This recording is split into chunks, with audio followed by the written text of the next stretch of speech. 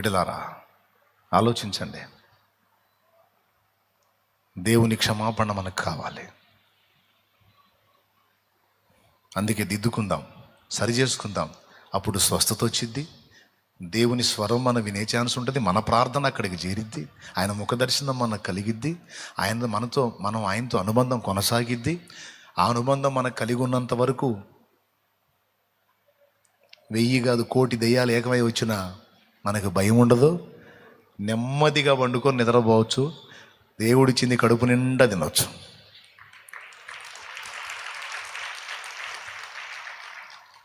నిలువ ఉంటుంది, ఆలకించబడిద్ది, నీకు విజయం ఉంటుంది. నువ్వు 10 అటెంప్ట్లు కాదు, మొదటి అటెంప్ట్లోనే జయం పొందుతావు. అలా చేస్తాడు ఆయన. కాబట్టి దిద్దుకుందాం, సరి చేసుకుందాం, లోపాలను దిద్దుకుందాం, నిజంగా మారు మనసు పొందుతాం. ఈరోజు ఒక తీర్మానం చేసి దేవుని వైపు మళ్ళుకుందాం. రండి.